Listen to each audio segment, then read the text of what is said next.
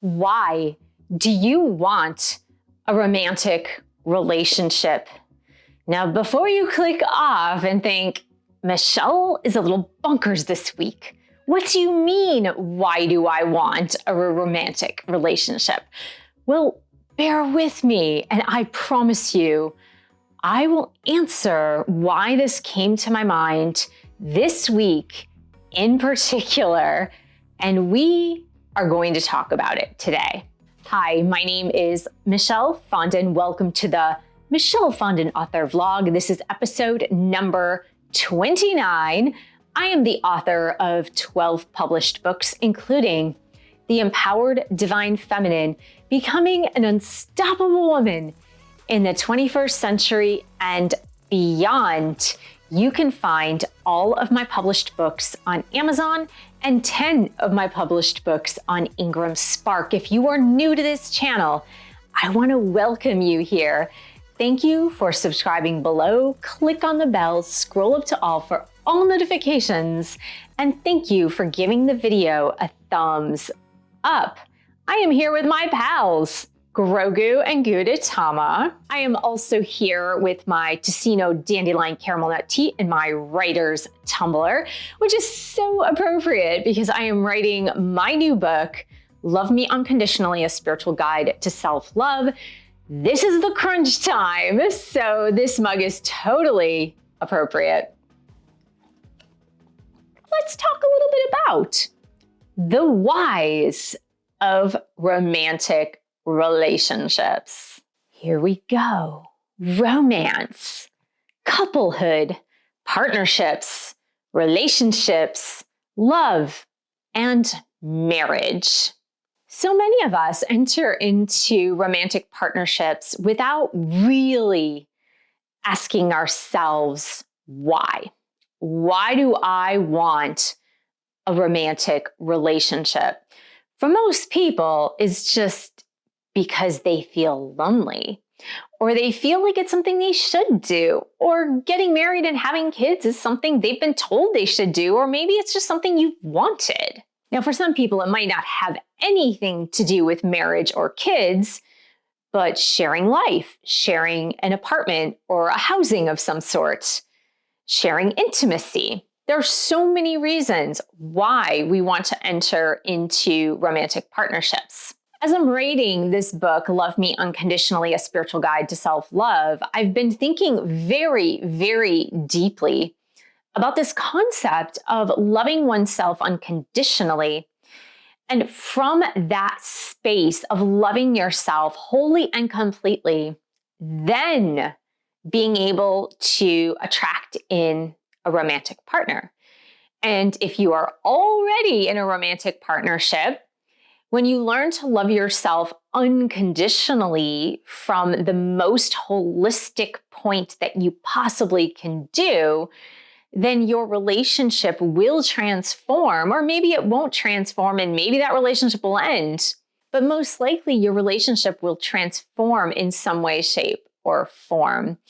Now, the reason why this came to me was because about 2 weeks ago, this story came to me. Now, this wasn't from a direct client, but it was a story of someone very recent who was looking for someone to date. Now, this is a woman. We'll call her Mabel because I'm sure that none of you out there is named Mabel. Maybe there is one, but I would say it's likely that there's no one named Mabel out there.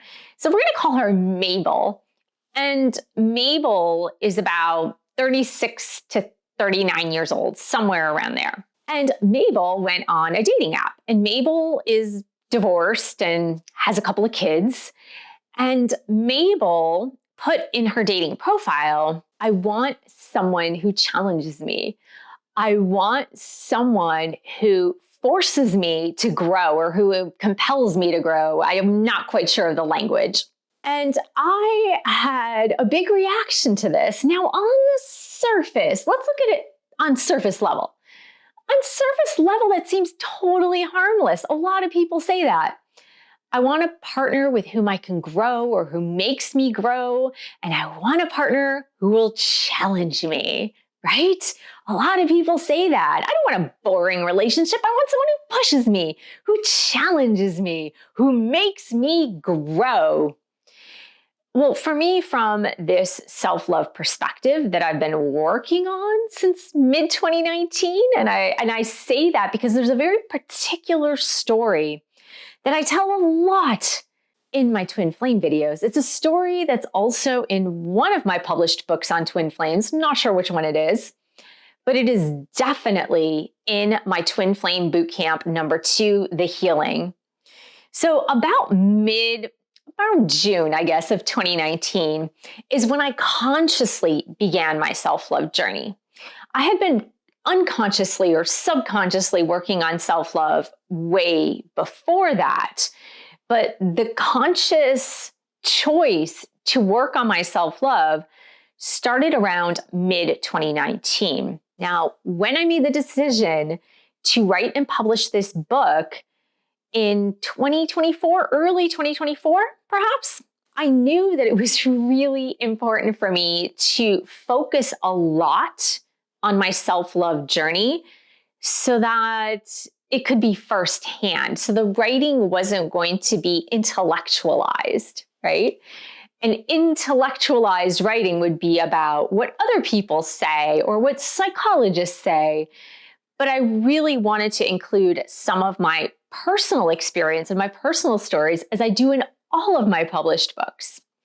So since the beginning of 2024, I've been really hitting the self-love journey hardcore. And so when I heard this story about 2 weeks ago, it really hit me hard because I had this knee-jerk reaction of, well, that's the most absurd thing I've heard in my life. And here's why. When you look at that on a much, much deeper level, when you look at I want someone to challenge me. I want someone who will make me grow or compels me to grow. What that person is really looking for is either a dad figure, a life coach figure, someone older and wiser, or a teacher, or they're really looking for kind of a jerk, right? And I'll explain why in a minute. I was going to use a much stronger word, but I don't want to get censored on YouTube. So initially, they might be looking for a father figure or a coach or a teacher or someone who's older and wiser. Because when you ask for that in a relationship, a romantic partnership, when you ask for that specific thing, it means that you don't have enough self-confidence to grow in yourself, or you don't have enough willpower and self-confidence to challenge yourself, which really needs to happen on your own, especially when you're an adult, right? And of course, we can all use coaches, especially if you are getting towards some goal, right? We can all use mentors and teachers, sometimes our parents, right? If they're good ones. But we don't need that in our romantic partnership because that creates an uneven power dynamic where one partner has way more power than the other. So even though this woman, Mabel, may not have known this, she was asking for a relationship that was going to be a very uneven power dynamic in which one person, her partner, was going to be bossing her around or telling her the way it was or telling her what to do and pushing her to do things, right? Which again, it creates that teacher-student or that parent-child kind of dynamic. And that's certainly something you probably don't want in a healthy, interdependent relationship, which I am writing about. And I did write about it in this book, The Empowered Divine Feminine. In fact, chapter 6 is all about how to shift the dynamic into a healthy relationship. And the next video in this series this week is going to be on the 7 wrong things to look for in a relationship. And so stay tuned for that video because that comes directly from my book. But let's look at what I said, and I used a softened term, which is jerk. Well, if you are looking for someone to push you challenge you, and make you grow, basically you're looking for a jerk, right? Someone who doesn't care about your agenda, someone who doesn't care about your free will and your free agency to live as you please. You really are looking for someone to cut you down, to boss you around, and to tell you how to live your life. And so I fear that Mabel will attract in exactly that person. So a lot of times we say these things, but then we're in a relationship with someone who criticizes us, who tells us what to do, who tells us where we're not good enough and how we can grow, that we find ourselves totally disempowered in a relationship. And so we will talk about the reasons why you might come together in a romantic partnership that are good reasons, that are mature reasons, that are interdependent reasons, and not codependent reasons, or not reasons in which the power dynamic is so incredibly skewed and off kilter that one person feels totally overpowered by the other person, because that certainly isn't a healthy relationship. But like I said, at the surface level, it sounds totally innocent, right? And a lot of people do that. A lot of people say like, oh, I want someone who will make me grow. Well, here's the thing about growth is that we are all constantly growing. You're either growing or you're decaying. Those are the only two choices, because life is in motion. Everything is in motion. Now, I will share with you my stories of some of the things that I felt when I went into romantic partnerships. Now, I'm going to choose one story in particular because this really shows how I totally got it wrong. When I came out of my divorce, I was 36 years old. I had been separated from my husband for a good year and a half prior. But when I was 36 years old, I think I was 36, maybe 35. I was 36 years old, and I had moved into a house with my kids and my cats, and I was alone with my children, not with my marital partner, for the first time in a very, very long time. We're talking, we had lived together, we had children, so maybe close to 13 to 15 years between that. So I'd found myself by myself with my own free will and my own free agency to live as I pleased when I was 36. Now, this created a lot of fear in me because I had always been in romantic relationships because I really feared being alone. I didn't want to be alone. I had these notions. Now, this doesn't make it right. I'm going to tell you that right off the bat. These are just notions that I was fed, and so I believed them. I was under the impression that if you weren't in a romantic partnership, a long-term committed romantic partnership, that made you less of a woman, that made you a loser, that made you less of a person, that you wouldn't survive on your own, that you couldn't survive on your own. And I do write a lot about that in The Empowered Divine Feminine, that these are notions that were fed to me by society, by my mother, by my grandmother, by the culture in which I was raised. So I really had this notion is I couldn't be alone, that I needed to find another romantic partner, that I feared being alone. I had a lot of insecurities around being alone, being the only adult in the house. I had a lot of fears at the time. And then came, I'm getting old. I really thought this at age 36. I'm getting old. No one is going to want me. Who's going to want a woman who is this old?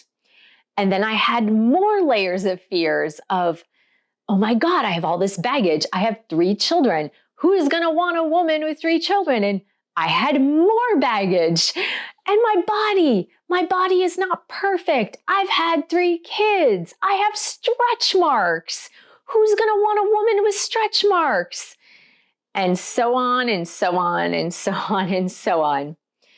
So I began to date very soon after my separation, meaning the physical separation where I was in my own home.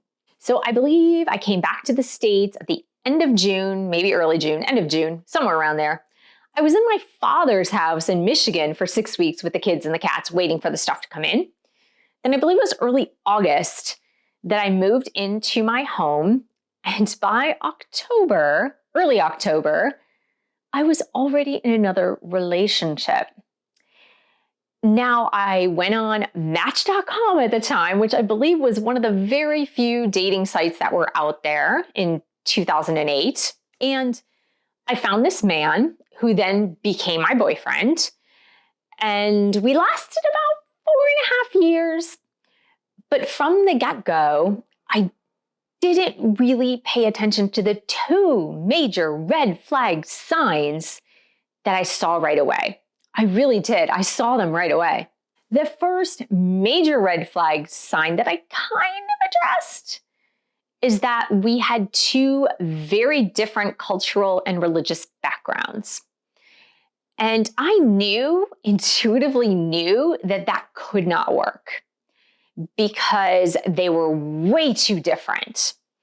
And, I was on this freeing path. I was on this spiritual path. I was on this new age type path. And so intuitively, something told me inside, you might want to make this work, but it likely is not going to work. But then I hushed that voice because I said, this man is attractive. He likes you. He accepts the fact that you have 3 kids and he wants to date you. Now, the second major red flag that I totally ignored was that he was living with his sister. Now, it wasn't like, oh, I'm in the interim. I am living with my sister and paying her rent so that I can then catapult into living into my own living quarters or apartment. No. He was living with his sister and her family and not paying rent and being catered to each night because his sister didn't work. And so she would make dinners, make lunches, make breakfasts, make food, make sure that the housekeeping was done. And so he was kind of like riding free, if you will. And he didn't really show any incentive to move out on his own. He had already been divorced for about 3 years and had 2 kids. And for me, that was a major, major red flag because had it been in California, yes, the living expenses are very, very expensive in California. I would almost understand it if he were paying rent to his sister. But the fact was, we were not in California and he was riding free, meaning all of his money was his money. He did have to pay some child support, but he wasn't taking on the responsibility of a householder. And if I had the wherewithal to look forward, I would have noticed the red flag that someone who isn't willing to take responsibility financially for their life and be able to be a responsible human being, an adult human being on their own, how are they going to make it work with another partner who is independent, who is not living with their family, right? How are they going to actually make that work? And those two things became the main problems 4.5 years later that ultimately caused the breakup. In my haste, there were other things too, but in my haste to get back into a romantic partnership because I was desperate. That's what it was, right? I didn't want to be alone. I thought I'm getting old. I don't have the perfect body. I have 3 kids. I'm a liability. That's what I was thinking. And so I rushed into this romantic relationship and stayed in it, totally committed to this person from day one because I feared all of those things. And that was 100% the wrong reason to be in a romantic partnership. Now, of course, I learned plenty of things during that relationship. It was not all bad. In every relationship, there's always a mixed bag of good and bad, right and wrong, what have you. But my reasons were wrong. In all of my romantic partnerships, my reasons, my why was not the right why. It was not the right reason at all. Now I've grown. I've grown from that point. Even the next relationship after that was not for the right reasons. But now that I'm a little older and wiser, and as some of you know, I've coached a lot of people. So I have coached many twin flames. I've coached many people in romantic partnerships, not from the point of view of a psychotherapist, which I am not, or a medical professional, which I am not, but from the point of view of a spiritual teacher, a spiritual guide, guiding my clients through coaching with the tarot cards, with astrology, with common sense and logic and other things that I've learned along the way, and with angelic guidance. So through those things, I've helped and coached others, but I've also learned a lot along the way.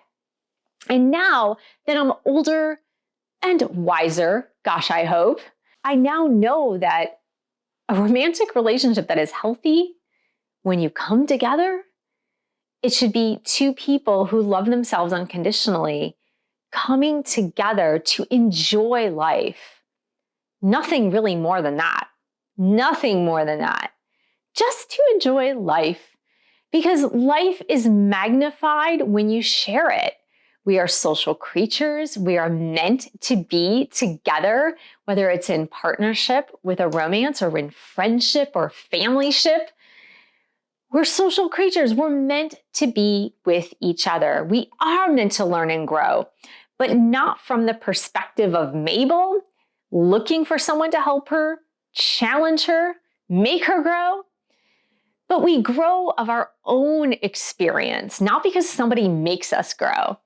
We grow through our own experience, just like I grew from recognizing that in my other relationships, my why was not strong enough. My why was not holistic enough, and my why was not coming from a place of self-love.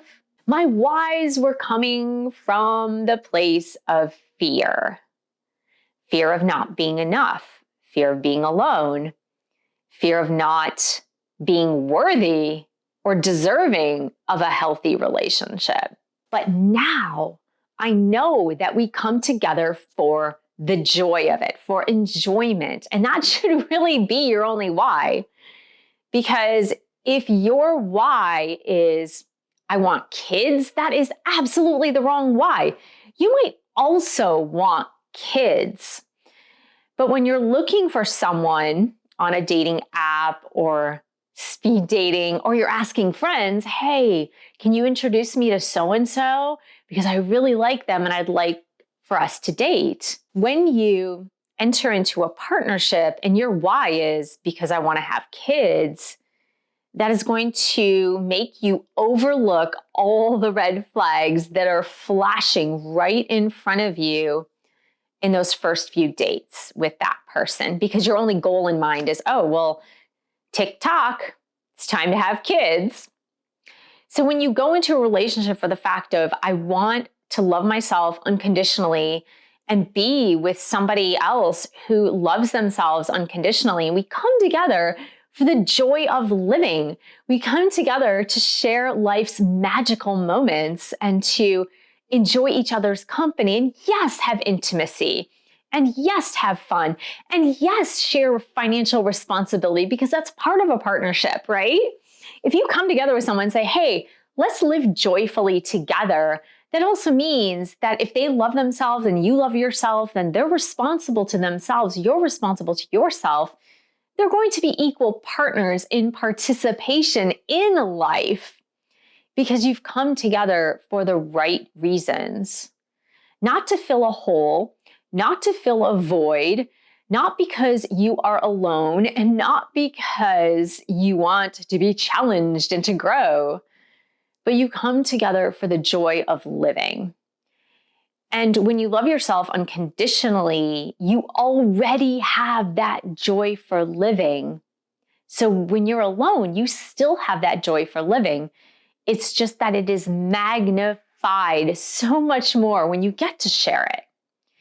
So when you get to share the joy of going to a museum, going to the movies, doing the dishes, cooking in the kitchen, you get to have that joy be magnified because now you have two joyful and happy people that are willing to come together and be themselves and not try to morph into someone they're not trying to be someone they're not trying to ask the other person to push them to be someone they're not, right? Because that all has to come from within, that intrinsic motivation. So if you've been looking for a romantic partnership, I would encourage you, ask yourself, why? Why do I want this romantic partnership? You know, I see a lot of ads now because we're getting kind of close to Valentine's Day. Not quite around the corner, but almost around the corner. And as some of you know, I have hosted meetup groups. Meetup.com is a great way to meet people, similar interests of people. You could go play your pickleball or ping pong or go bowling or join a book club on Meetup. So when I was looking on the Meetup site, I saw all of these ads in Meetups for meet your person by Valentine's Day. So you see, that is the wrong reason to want a romantic partnership. So I won't be alone on Valentine's Day. That is completely the wrong reason. So what would be your reason? The why. What is your main why of wanting a romantic partnership? And if you find that it is fear-based, then I would say go inside and reevaluate your why. Because you might be better off by yourself, still figuring it out until you can reach some conclusion that the motivation is coming from a place of love for yourself and not fear of not having or not fear of X, Y, or Z, because then you will definitely be overlooking those red flags like I did with that relationship back in 2008. So I hope I got the juices flowing in your head. That's really what these vlogs are about. It's kind of what my videos are about too, and my books as well. I hope I got those juices flowing in you as we continue this conversation on self-love. And honestly, I look at it as that. This is just a continuing conversation. It's not like we're finished business. We're not finished products. This is just kind of an ongoing conversation between you and between me. We're having this conversation about life, love, happiness, joy, growth, expansion, spirituality, ascension, and most of all, living from a place of authenticity, because there's no better place to live than in your place of authenticity, and only you know that for you. So I want you to remember that you are special, you are loved in the most authentic sense from the core of your being, which is love. You matter, and you make the world a much better place because you are in it. I want to thank you so much for joining me here today. Thank you for subscribing if you are not yet subscribed. Thanks for your support of all of my 12 published books, all of my work. You can purchase one of those books on Amazon or Ingram Spark. You can join a meditation course I have online, one of my boot camps. And of course, I still do one-on-one tarot readings. And hey, I almost forgot. Don't forget to join me tomorrow. If you're watching this on January 19th of 2026, don't forget to join me tomorrow, January 20th at 6 p.m. Pacific time for Chat with the Author live Q&A. I'm here every 2 weeks on Tuesday on YouTube for a live chat with the author. You can ask your questions. Thanks so much for joining me, and I will see you in the next video.